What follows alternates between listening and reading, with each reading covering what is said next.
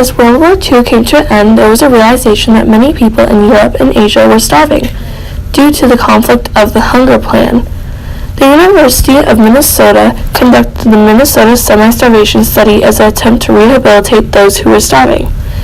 During World War II, the Nazis came up with the Hunger Plan as an attempt to starve the countries they were at war with. They tried to keep all the food and gave it to the Nazis. While the Nazis were working on the Hunger Plan, they were also starving the Jews in concentration camp. And if the Jews were fed, it was a very little amount. The Nazis didn't provide much food as they attempted to starve the Jews until they died. During the war, civilians of the country the Nazis were at war with were starving, as they had to ration their food so they could give the majority of their food to the soldiers. The results of the Minnesota Semi-Starvation Study were published and used extensively by aid workers in Asia and Europe.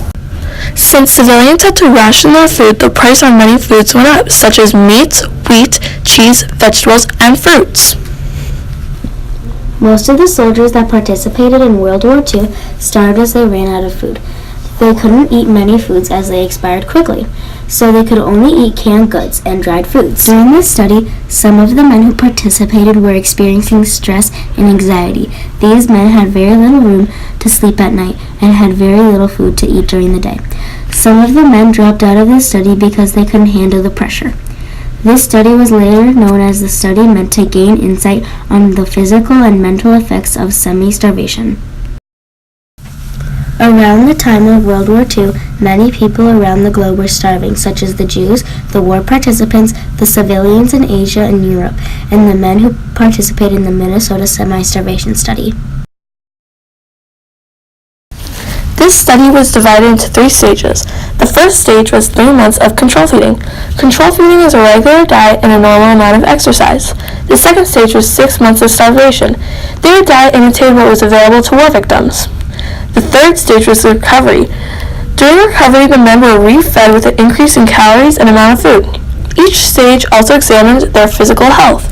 This study took place between November 19, 1944 through December 20, 1945. The men were required to work 15 hours per week, walk 22 miles per week, and participate in a variety of educational activities for at least 25 hours per week.